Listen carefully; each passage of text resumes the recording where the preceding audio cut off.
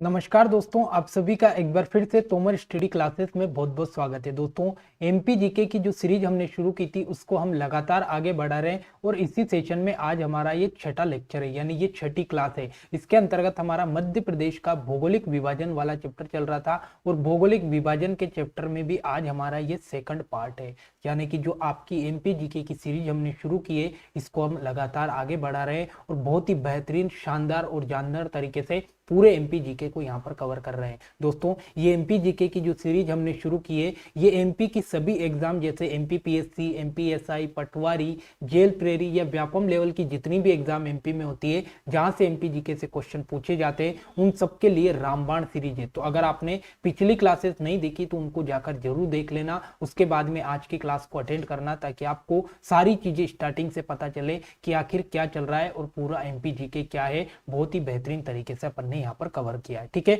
तो मध्य प्रदेश के भौगोलिक विभाजन की आज ये हमारी सेकंड क्लास है। फर्स्ट क्लास नहीं देखी तो उसे जाकर जरूर देखें। ठीक है, तो बिना किसी देरी के क्लास को शुरू करते हैं। अपन ने यहाँ पर मध्य प्रदेश का भौगोलिक विभाजन वाला चैप्टर शुरू किया था जिसमें अपन ने सबसे पहले देखा था कि जो आपका मध्य प्रदेश है इसे मुख्य रूप से तीन भागों में बांटा गया। पहला भाग है आपका मध्य उच्च प्रदेश, उसके बाद दूसरा भाग है आपका बघेलखंड का पठार और तीसरा भाग आता है सतपुड़ा मेकल श्रेणी। फिर अपन ने देखा था कि जो मध्य उच्च प्रदेश है इसे 5 भागों में बांटा गया। ठीक है, पहला आता है आपका मध्य भारत का पठार, दूसरा बुंदेलखंड का पठार, तीसरा मालवा का पठार, चौथा रीवा पन्ना का पठार और पांचवा नर्मदा सोन घाटी। इस प्रकार से अपन ने देखा था कि मध्य प्रदेश को कुल कितने भागों में बांटा गया, तो कुल 7 भागों में बांटा गया। ठीक है, अगर आपसे पूछे कि मध्य प्रदेश को कुल कितने भौगोलिक भागों में बांटा गया तो 7 भागों में। 7 कैसे कि 5 तो आपके ये भाग हो गए मध्य भारत के, मध्य उच्च प्रदेश के अंतर्गत जो 5 भाग आते हैं, 5 भाग तो ये हो गए और बाकी बचे हुए 2 भाग ये हो गए। तो 5 और 2 को मिलाकर आपके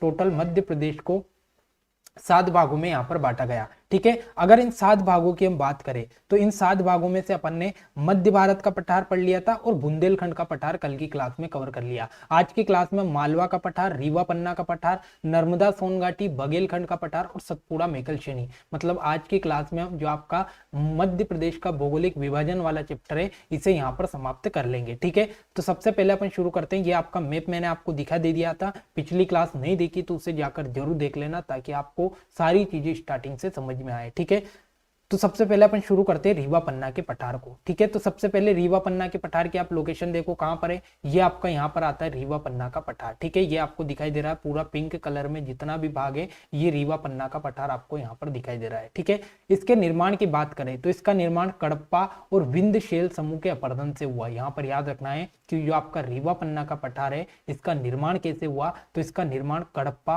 और विंध्यशैल समूह के अपरदन से यहाँ पर इसका निर्माण होता है। अगर इसके क्षेत्रफल की बात करें तो इसका क्षेत्रफल 31,955 वर्ग किलोमीटर है, जो मध्य प्रदेश के कुल क्षेत्रफल का 10.36% है। तो आपको यहाँ पर सबसे इंपॉर्टेंट प्रतिशत में जरूर याद रख लेना कि प्रतिशत में कितना क्षेत्रफल है, तो 10.36% आपका रीवा पन्ना का पठार घेर कर बैठा हुआ है। ठीक है, क्षेत्रफल का मतलब क्या है कि कितना स्थान इसने घेर रखा, मतलब पूरे अगर हम एमपी की बात करें तो पूरा एमपी 100% है, तो इस 100% में से आपका 10.36% किसने घेर रखा, तो रीवा पन्ना के पठार ने घेर रखा। ठीक है, अगर बात करें इसके अंतर्गत कौन कौन से जिले आते हैं तो रीवा, पन्ना, सतना और दमोह ये आपके इंपोर्टेंट जिले इसके अंतर्गत आते हैं। ठीक है, तो रीवा पन्ना से यहाँ पर आपको स्पष्ट हो रहा है कि रीवा पन्ना 2 जिले तो इसमें आएंगे, उसके बाद सतना और दमोह जिला भी इसी में आता है। ठीक है, तो ये भी आपको याद रखना है। इसकी नदियां कौन कौन सी है, तो इसमें टोस, केन और बीहड़ नदी यहाँ पर बहती है। ये मोस्ट इंपोर्टेंट याद रखना है कि रीवा पन्ना के पठार में कौन कौन सी नदियां बहती है,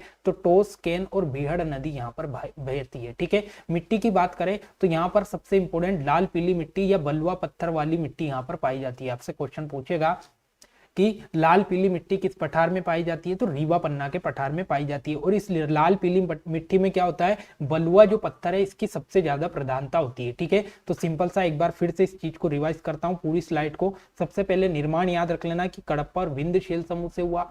इसका क्षेत्रफल 10.36%, प्रतिशत में इंपोर्टेंट याद रखना। रीवा पन्ना के अंतर्गत रीवा, पन्ना, सतना और दमोह जिले आते हैं। इसमें नदियां टोस, केन और बिहड़ नदी यहाँ पर बहती है। ठीक है, वहीं लाल पीली मिट्टी यहाँ की मोस्ट इंपोर्टेंट मिट्टी है, तो ये आपको याद रखना है। ठीक है, ये आपका रीवा पन्ना का पठार। अब बाकी कुछ इसकी इंपोर्टेंट है कि इस पठार की प्रमुख चोटी गुडविल की चोटी या इसे सद्भावना शिखर या कालूमार की चोटी कहते हैं, जिसकी ऊंचाई कितनी है 752 मीटर इसकी यहाँ पर ऊंचाई है। ठीक है, आपसे क्वेश्चन पूछेगा कि रीवा पन्ना के पठार में कौन सी चोटी इंपोर्टेंट पाई जाती है, तो यहाँ पर गुडविल चोटी, सद्भावना चोटी या सद्भावना शिखर या कालूमार की चोटी पाई जाती है, जिसकी ऊंचाई 752 मीटर है। वैसे तो अगर हम बात करें कि जो ये सद्भावना शिखर या गुडविल की जो चोटी है, ये विंध्याचल पर्वत श्रेणी की सबसे ऊंची चोटी है, लेकिन यहाँ पर अगर देखें तो ये रीवा पन्ना के पठार के अंतर्गत आ रही है। तो आपसे यहाँ पर इसको बस इतना याद रखना कि जो आपकी गुडविल या सद्भावना शिखर या कालूमार की जो चोटी है किस पठार में आती है, तो ये रीवा पन्ना के पठार में आती है। अगर आपसे क्वेश्चन पूछेगा कि किस पर्वत श्रेणी की है, तो विंध्याचल पर्वत श्रेणी की है। तो जब हम पर्वत पढ़ेंगे मध्य प्रदेश के, तब वहां पर एक बार फिर से ये मैं आपको क्लियर करवा दूंगा। ठीक है, अब आगे बढ़ते हैं। अगला आता है आपका सबसे मोस्ट इंपोर्टेंट पठार है मालवा का पठार। मालवा के पठार को हम पढ़ते हैं, यहाँ पर मोस्ट इंपोर्टेंट है मालवा का पठार, याद रखना। मालवा के पठार की सबसे पहले मैप में लोकेशन देखो, ये रेड कलर में जितना भी आपको दिखाई दे रहा है, सबसे बड़ा भाग जो दिखाई दे रहा है रेड कलर वाला, ये आपका मालवा का पठार, जहाँ पर 28% लिखा हुआ है। ठीक है, तो आपको मैप में दिखाई दे रहा होगा मालवा का पठार। इसके निर्माण का आप सबसे पहले बात करें तो इसका निर्माण डक्कन ट्रेप की लार्वा द्वारा बनी बेसाल्ट चट्टानों से इसका निर्माण हुआ। मोस्ट इंपोर्टेंट क्वेश्चन है। अब यहाँ पर इसकी पूरी कहानी समझना कि आखिर मालवा के पठार का निर्माण कैसे हुआ, क्योंकि अगर आपने मालवा के पठार का निर्माण समझ लिया तो आपका यहाँ से एक क्वेश्चन का आंसर तैयार हो जाएगा। और दूसरी चीज आपको ये भी पता चल जाएगा कि काली मिट्टी का निर्माण कैसे हुआ, क्योंकि मालवा के पठार में सबसे ज्यादा काली मिट्टी पाई जाती है। तो यहाँ पर अगर आप मालवा के पठार के निर्माण को समझ लोगे तो काली मिट्टी का निर्माण आपको समझ में आ जाएगा। अब समझिए, सबसे पहले क्या हुआ कि आपका जो ज्वालामुखी है, तो ज्वालामुखी जब बहुत ही पुरानी बात है, बहुत ही पुरानी बात है। ठीक है, तो बहुत पुराने समय में क्या हुआ, ज्वालामुखी फटी। अब ज्वालामुखी फटने से क्या हुआ कि ज्वालामुखी जब फटती है तो आपको पता है कि गरम गरम इसमें फुहारे निकलते हैं। अब उस फुहारे के बगल में आपको यहाँ पर ये जो भाग दिखाई दे रहा है, ये अलग अलग जो फुहारा निकलने के बाद जो जमा हो जाता है ना, उसमें जो पदार्थ निकलता है उसे बोलते हैं लार्वा। ठीक है, तो ज्वालामुखी जब फटी तो ज्वालामुखी से क्या हुआ, यहाँ पर लार्वा निकला। ठीक है, ये आपको दिखाई दे रहा है पूरा लार्वा। ठीक है, तो ज्वालामुखी जब फटी तो ज्वालामुखी से फटने के बाद उसमें से लार्वा निकला। अब लार्वा क्या हुआ, समय के साथ ठंडा हुआ। तो जब लार्वा ठंडा हुआ तो कुछ इस प्रकार से यहाँ पर बेसाल्ट चट्टानें बन गई। ठीक है, और बेसाल्ट चट्टानों से आपका कौन से पठार का निर्माण हुआ, यहाँ पर मालवा के पठार का निर्माण। तो स्टार्टिंग में क्या हुआ, ज्वालामुखी फटी। जब ज्वालामुखी फटेगी तो उसमें से लार्वा निकलेगा। अब जब लार्वा निकलेगा तो लार्वा स्वाभाविक बात है कि समय के साथ साथ धीरे धीरे ठंडा हो जाएगा। तो जब लार्वा ठंडा हुआ तो उससे एक चट्टान बन गई, जिसका नाम क्या रखा, जिसका नाम है बेसाल्ट चट्टान। और जब ये बेसाल्ट चट्टानों में टूट फूट हुई, जैसे कि कहीं पर भूकंप आ गया तो कहीं पर बाढ़ कुछ अपरदन हुआ, तो ये बेसाल्ट चट्टानों में जैसे टूट फूट हुई तो टूट फूट के बाद यहाँ पर एक मिट्टी बनी जिसका निर्माण हुआ काली मिट्टी। ठीक है, तो आपको यहाँ पर कितनी चीजें समझ में आ गई। तो पहली चीज तो आपको ये समझ में आई कि मालवा के पठार का निर्माण कौन सी चट्टानों से हुआ, तो बेसाल्ट चट्टानों से हुआ। ठीक है, तो बेसाल्ट चट्टानों से आपका मालवा के पठार का निर्माण हुआ। फिर आपसे क्वेश्चन पूछे कि काली मिट्टी का निर्माण कौन सी चट्टानों से हुआ, तो ये भी बेसाल्ट चट्टानों से हुआ। काली मिट्टी का निर्माण कैसे हुआ, तो ज्वालामुखी के उद्गार से जो लार्वा निकला, लार्वा से बेसाल्ट चट्टान बनी और बेसाल्ट चट्टान से आपका काली मिट्टी का यहाँ पर निर्माण होता है। तो ये पूरी कहानी आपके मालवा के पठार के निर्माण की है, जो मैंने आपको बहुत ही बेहतरीन तरीके से समझाई। आई होप की सारी कहानी आपको समझ में आ गई होगी। ठीक है, अब आगे बढ़ते हैं।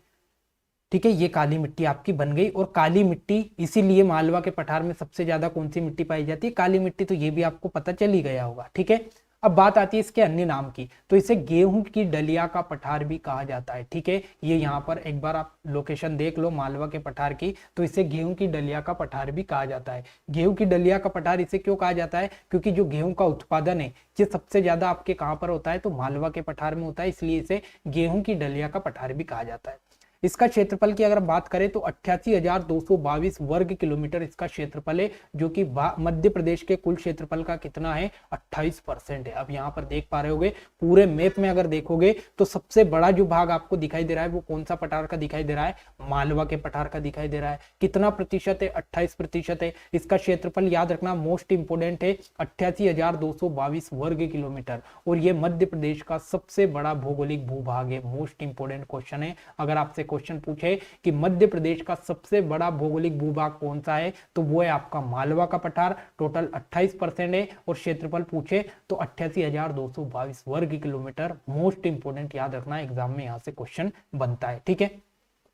अब बात आती है इसमें जिले कौन कौन से आते हैं, तो सबसे बड़ा भाग है तो जिले भी सबसे ज्यादा आएंगे। तो इसके अंतर्गत मंदसौर, रतलाम, उज्जैन, राजगढ़, आगरमालवा, शाजापुर, अशोकनगर, गुना, देवास, सीहोर, भोपाल, रायसेन, विदिशा, इंदौर और झाबुआ, ये इतने सारे जिले इसमें आते हैं। अब आप कहोगे कि सर हमें तो जिले याद नहीं होते, तो जिले आपको कैसे याद होंगे जब तक आप मध्य प्रदेश का मैप याद नहीं करोगे कि मध्य प्रदेश के मैप में कौन कौन सा जिला कहां तक आता है। जब तक आप ये चीज याद नहीं करोगे, जब तक आपको ये जिले याद नहीं होंगे कि कौन से पठार में कौन सा जिला आता है। तो पहले आपको मध्य प्रदेश का मैप बहुत ही अच्छे से याद करना पड़ेगा, उसके बाद आपको पूरे जिले अपने आप याद हो जाएंगे, इनको याद करने की जरूरत नहीं है, ठीक है। तो ये जिले के नाम आपको याद रखना है। उसके बाद नदियों की बात करें तो इसमें चंबल, बेतवा, केन, शिप्रा, काली सिंध, पार्वती और बेतवा, ये इंपोर्टेंट नदियां यहाँ पर बही जाती है, ठीक है। कौन कौन सी? चंबल नदी, बेतवा नदी, केन, शिप्रा, काली सिंध, पार्वती और बेतवा नदी इसमें बहती है। अब आप कहोगे कि सर चंबल नदी तो मध्य भारत के पठार में भी बहती है, तो याद रखना जो चंबल नदी है इसका उद्गम कहां से हुआ, तो मालवा के पठार से हुआ, इंदौर से हुआ। इंदौर कहां आता है? मालवा के पठार से। तो ये इंदौर से निकलकर कहां तक जाती है, तो ये मालवा के पठार से सीधा मध्य भारत के पठार में जाती है, और मध्य भारत के पठार के बाद में ये कहां पर पहुंच जाती है, तो देखना ये यहाँ से मालवा के पठार से निकलकर इधर मध्य भारत, और मध्य भारत के बाद यूपी में जाकर ये यहाँ पर यमुना नदी में मिल जाती है, ठीक है। तो याद रखना चंबल नदी, बेतवा नदी, केन, शिप्रा, काली सिंध, पार्वती और बेतवा नदी, ये सारी मालवा के पठार की इंपोर्टेंट नदियां है। मिट्टी की बात करें तो आपने देख लिया कि काली मिट्टी यहाँ पर पाई जाती है, और काली मिट्टी क्यों पाई जाती है, क्योंकि जो बेसाल्ट चट्टान है उसके द्वारा यहाँ पर काली मिट्टी का निर्माण हुआ, और उसी बेसाल्ट चट्टानों से निर्माण मालवा के पठार का हुआ, ठीक है। तो ये आपको पता चली गया था।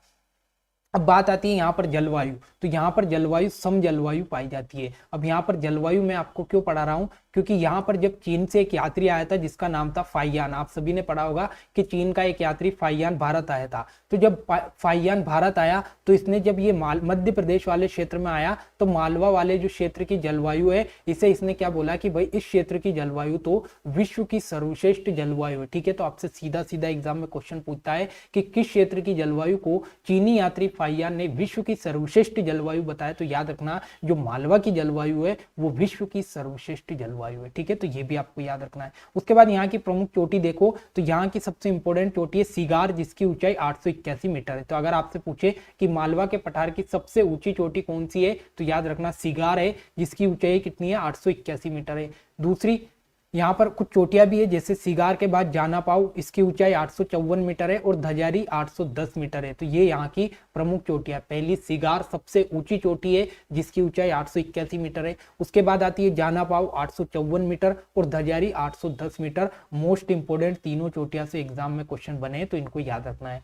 उसके बाद आता है आपका यहाँ पर मालवा का पठार आपका समाप्त हो गया। बहुत ही बेहतरीन तरीके से अपन ने मालवा के पठार को समझ लिया दोस्तों, वो सारी चीजें कवर कर रहे हैं जहाँ से एग्जाम में लगातार क्वेश्चन बनते हैं। आपका यहाँ से एक भी क्वेश्चन नहीं छूटेगा अगर आपने बहुत ही बेहतरीन तरीके से पूरी क्लास अटेंड की होगी, ठीक है। अगर आपको सेशन अच्छा लगे तो लाइक कमेंट शेयर करना ना भूले, ठीक है। अब अगला आता है नर्मदा सोन घाटी। तो नर्मदा सोन घाटी आपको यहाँ पर मैप में देखो, ये बिल्कुल आपको पतली सी गली जैसा दिखाई दे रहा है, ये नर्मदा सोन घाटी, ठीक है। ये गली जैसा जो भाग आपको दिखाई दे रहा है, जहां पर 26% लिखा है मैप में, ध्यान से देखो, तो ये आपके नर्मदा सोन घाटी की लोकेशन। नर्मदा सोन घाटी क्यों? क्योंकि इस क्षेत्र में नर्मदा नदी बहती है, तो ये पूरा जो क्षेत्र आपको दिखाई दे रहा है ये नर्मदा नदी वाला क्षेत्र है, इसीलिए इसे नाम रख रहा नर्मदा सोन घाटी, ठीक है। अब सबसे इंपॉर्टेंट आता है कि यहाँ पर इसका जो निर्माण है, तो पश्चिम में अगर हम बात करें तो डक्कन ट्रेप की चट्टान, और पूर्व में विंध्य क्रम की चट्टानों से इसका निर्माण हुआ, ठीक है। तो सबसे इंपॉर्टेंट कि जो आपका पश्चिम में डक्कन ट्रेप की चट्टान इस क्षेत्र में पाई जाती है, और सबसे इंपॉर्टेंट पूर्व में विंध्य क्रम की चट्टान। अब क्या हुआ कि सबसे पहले इसका थोड़ा सा निर्माण समझ लो कि भाई आपका निर्माण कैसे हुआ। अगर हम बात करें तो ये नर्मदा सोन घाटी वाला जो क्षेत्र है, ये भी पहले क्या था? समतल था, इस प्रकार से जैसे आज समतल जमीन देखते हैं ना, इस प्रकार से समतल था। लेकिन क्या हुआ कि धरती के अंतर्गत कुछ हलचल हुई। हलचल का मतलब क्या हुआ? धरती के भीतर भूकंप जैसी घटनाएं घटित हुई, यह धरती के अंतर्गत हलचल हुई। तो यहाँ से क्या हुआ कि ये जो हिस्सा हुआ, यहाँ से इतना हिस्सा टूटकर क्या हुआ? जमीन के अंदर धस गया। जमीन के अंदर जब हिस्सा टूटकर धंस गया तो यहाँ पर कुछ इस प्रकार से ये रिफ्ट वैली बन गई। रिफ्ट वैली मतलब इसका भाग जो है ये जमीन के अंदर धंस गया तो यहाँ पर पानी भर गए, यहाँ पर नर्मदा नदी बहने लग गई, तो ये भाग इस प्रकार से आपका यहाँ पर नर्मदा सोन घाटी का निर्माण हुआ। ठीक है, तो आपको सिर्फ इतना याद रखना है कि मध्य प्रदेश का वो कौन सा भूभाग है जिसका यहाँ पर निर्माण प्राकृतिक हलचल या भूगर्भिक हलचल के कारण हुआ, तो वो है आपका नर्मदा सोन घाटी। ठीक है, ये एग्जाम में क्वेश्चन बना हुआ है। तो ठीक है, चट्टाने अपन ने देख ली। इसका क्षेत्रफल देखो 86,000 वर्ग किलोमीटर, यानी टोटल क्षेत्रफल का यहाँ पर 26% है। अब यहाँ पर अगर आप मैप में देखोगे तो मैप में सबसे बड़ा भाग आपको पहले नंबर पर दिखाई दे रहा है मालवा का पठार, और मालवा का पठार टोटल कितना है 28% है। दूसरा भाग अगर आप देख पा रहे होंगे मैप में, तो दूसरा भाग आपका नर्मदा सोन घाटी दिखाई दे रहा है जो टोटल 26% है। ठीक है, तो अगर आपसे क्वेश्चन पूछे कि मध्य प्रदेश का दूसरा सबसे बड़ा भौगोलिक भूभाग कौन सा है, तो वह आपका नर्मदा सोन घाटी। कितना है 26%, ये आपको याद रखना है। ठीक है, इसके अंतर्गत कौन कौन से जिले आते हैं, तो अनूपपुर, जबलपुर, मंडला, डिंडोरी, नरसिंहपुर, होशंगाबाद, देवास, रायसेन, हरदा, खंडवा, खरगोन, बड़वानी और अलीराजपुर, ये प्रमुख जिले इसके अंतर्गत आते हैं। तो याद रखना टोटल इसमें मानो तो 15 जिले आते हैं। ये जिलों के नाम आपको दिखाई दे रहे हैं, अनूपपुर, मंडला, डिंडोरी, उसके बाद नरसिंहपुर, होशंगाबाद, देवास, रायसेन, हरदा, खंडवा, खरगोन, बड़वानी और अलीराजपुर। तो यहाँ पर देखिए तो 15 जिले आते हैं, कुछ एक आध जिला छूट गया होगा तो आप इसमें एक बार देख लेना। वैसे सारी जिले मैंने लिख दिए। अब यहाँ पर एक बार फिर वही कहानी आती है कि इनको याद कैसे रखना है। तो इनको याद रखने के लिए आपको सबसे पहले एमपी का पूरा मैप याद रखना पड़ेगा। ठीक है, अब आगे बढ़ते हैं। अब आती है प्रमुख नदियां। तो यहाँ की नर्मदा और उसकी सहायक नदियां यहाँ पर बहती है, नाम से स्पष्ट है नर्मदा सोन घाटी। तो बात वही आएगी कि नर्मदा नदी यहाँ से इंपोर्टेंट नदी बहती है और उसकी कुछ सहायक नदियां है वो भी आकर इसमें मिल जाती है। मिट्टी की बात करें तो यहाँ पर गहरी काली मिट्टी पाई जाती है। ठीक है, अपन ने जो देखा था कि जो आपकी मालवा के पठार में काली मिट्टी पाई जाती है, तो उस काली मिट्टी को 3 भागों में बांटा गया। तो उसका एक जो भाग है गहरी काली मिट्टी, तो वो गहरी काली मिट्टी कहाँ पर पाई जाती है, तो ये पाई जाती है नर्मदा सोन घाटी में। आपसे क्वेश्चन पूछेगा कि नर्मदा सोन घाटी में कौन सी मिट्टी पाई जाती है, तो याद रखना गहरी काली मिट्टी पाई जाती है। तो ये आपकी मोस्ट इंपोर्टेंट कहानी आपको याद रखना है। ठीक है, उसके बाद अगर हम बात करें तो मध्य प्रदेश का जो सबसे गहरा क्षेत्र है वो कौन सा है, तो ये भी नर्मदा सोन घाटी है। मैंने आपको बताया था कि भूगर्भिक जब जमीन के अंदर हलचल हुई तो कुछ भाग टूटकर जमीन के भीतर धंस गया, तो इसीलिए मध्य प्रदेश का सबसे गहरा भाग है, ये आपको याद रखना है। उसके बाद अगला आता है मध्य प्रदेश का एक भ्रंश क्षेत्र है। भ्रंश क्षेत्र मतलब जमीन में धंसा हुआ क्षेत्र है, वो कौन सा है आपका, ये भी आपका नर्मदा सोन घाटी है। उसके बाद में अगर आपसे पूछे कि भारत की सबसे बड़ी रिफ्ट वैली कौन सी है, तो ये भारत की सबसे बड़ी रिफ्ट वैली है, ये भी आपको याद रखना है। मोस्ट इंपोर्टेंट आपका यहाँ से क्वेश्चन बनता है कि भारत की सबसे बड़ी रिफ्ट वैली कौन सी है, तो ये आपकी नर्मदा सोन घाटी। मोस्ट इंपोर्टेंट याद रखना, नर्मदा सोन घाटी वाला जो क्षेत्र है ये भारत की सबसे बड़ी रिफ्ट वैली है। ठीक है, तो ये आपको याद रखना है। तो ये आपका नर्मदा सोन घाटी वाला क्षेत्र पूरा इंपोर्टेंट अपन ने यहाँ पर कवर कर लिया।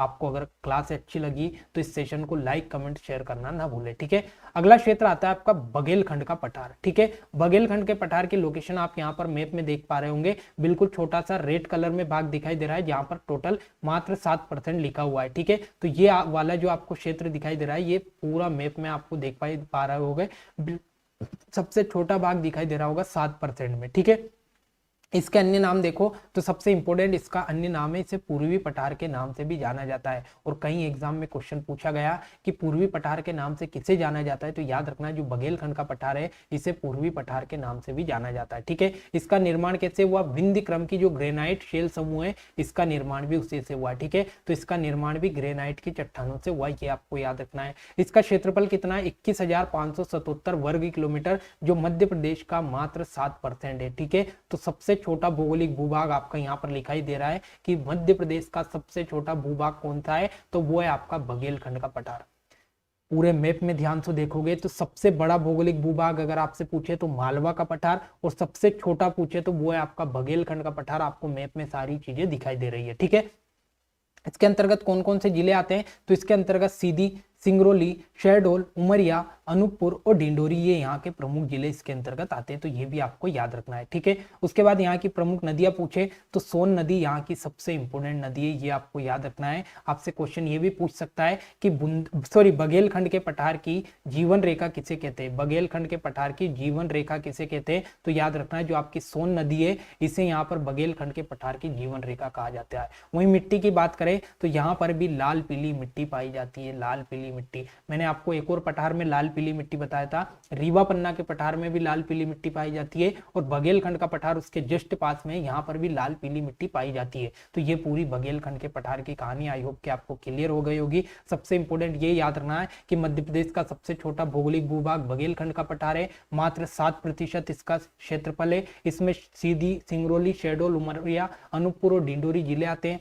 सोन नदी इसकी जीवन रेखा नदी है, और यहाँ पर लाल पीली मिट्टी पाई जाती है। ये यहाँ से लगातार एग्जाम में क्वेश्चन बने हैं, ठीक है। आगे चढ़ते हैं, अगला आता है आपका लास्ट भाग, सतपुड़ा मेकल श्रेणी, मोस्ट इंपोर्टेंट सतपुड़ा मेकल श्रेणी। अब सबसे नीचे दक्षिण में आप दिखाई दे रहा होगा पूरा भाग आपको ब्लू कलर में, जहां पर 11% लिखा है, ये पूरा जो भाग आपको दिखाई दे रहा है ये मध्य प्रदेश का सबसे दक्षिणी भाग है और सतपुड़ा मेकल श्रेणी से कहा जाता है। अब सतपुड़ा मेकल श्रेणी ये एक भौगोलिक भाग भी है, ये एक पर्वत श्रृंखला भी है। तो सबसे पहले यहाँ पर इसे हम भौगोलिक भाग के रूप में पढ़ेंगे, और जब मध्य प्रदेश की पर्वत श्रृंखलाएं पढ़ेंगे तब इसे यहाँ वहां पर अपन मध्य प्रदेश की पर्वत श्रृंखला में पढ़ लेंगे, ठीक है।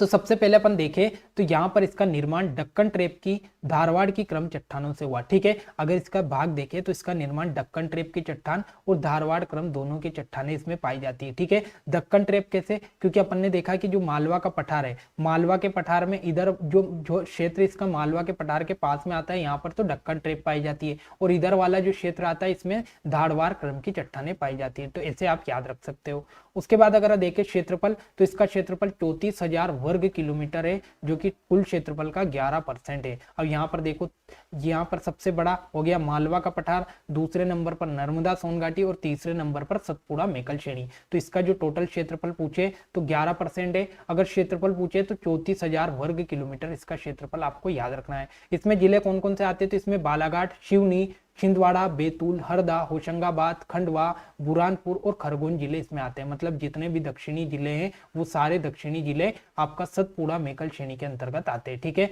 तो बालाघाट, सिवनी, छिंदवाड़ा, बैतूल, हरदा, होशंगाबाद, खंडवा, बुरहानपुर और खरगोन ये इसमें जिले आते हैं। नदियां कौन कौन सी, बेनगंगा, वर्धा और पेंच यहाँ की प्रमुख नदियां। मोस्ट इंपोर्टेंट है कि बेनगंगा, वर्धा और पेंच तीनों नदियां कहाँ से बहती है, तो सतपुड़ा मेकल श्रेणी से बहती है, ठीक है। यहाँ की मिट्टियां है तो छिछली काली मिट्टी और लेटेराइट मिट्टी यहाँ पर पाई जाती है। याद रखना, मैंने बताया था कि जो आपका काली मिट्टी है, काली मिट्टी को 3 भागों में बांटा गया है, साधारण काली मिट्टी, गहरी काली मिट्टी और छिछली काली मिट्टी। तो जो छिछली काली मिट्टी ये कहाँ पर पाई जाती है, ये आपकी जो आपका सतपुड़ा मेकल श्रेणी है इसके पश्चिमी भाग में पाई जाती है, ठीक है। तो पश्चिमी भाग में तो छिछली काली मिट्टी पाई जाती है। वहीं पूर्वी भाग की बात करें तो पूर्वी भाग में लेटेराइट मिट्टी पाई जाती है। इस लेटेराइट मिट्टी का याद रखना, जो मिट्टी पर्वतीय क्षेत्र में पाई जाती है उस मिट्टी, वो मिट्टी कौन सी है, लेटेराइट मिट्टी। तो याद रखना, लेटेराइट मिट्टी हमेशा पर्वतीय क्षेत्र में पाई जाने वाली मिट्टी है, और आपका सतपुड़ा मेकल श्रेणी एक पर्वतीय क्षेत्र है, इसलिए इसके पूर्वी भाग में ज्यादा पर्वत है, इसलिए यहाँ पर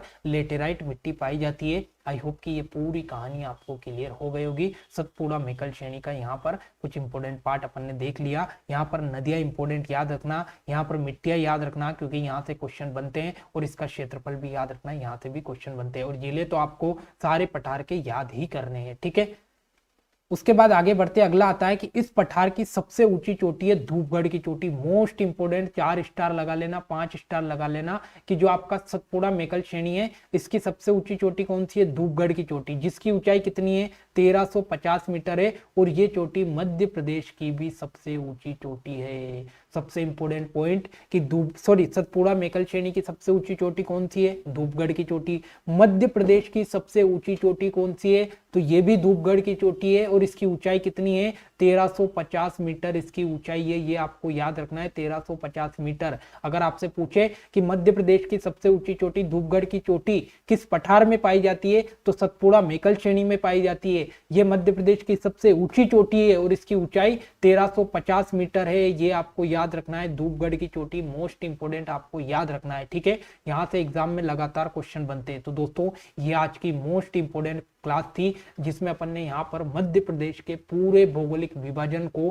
कंप्लीट कर लिया। अपन ने देखा था कि मध्य प्रदेश के टोटल 7 भागों में बांटा गया। तो 7 भागों में जहां जहां से क्वेश्चन बनते हैं, जो जो उनकी विशेषता है, वो सारी मैंने आपको बहुत अच्छे से और डिटेल के साथ पढ़ा दिए। अगर आपको सेशन अच्छा लगा तो लाइक कमेंट शेयर करना ना भूले। अगली जो क्लास रहेगी उसमें मध्य प्रदेश की पर्वत श्रृंखला को हम समझेंगे, उसके बाद में जलवायु और ऋतुओं को समझेंगे। तो ये आपका अगली क्लास का शेड्यूल रहेगा। आपको क्लासें कैसी लगी हमें कमेंट सेक्शन में जरूर बताना। साथ ही डेली क्लास से जुड़े रहने के लिए आज ही चैनल को जरूर सब्सक्राइब करें। धन्यवाद।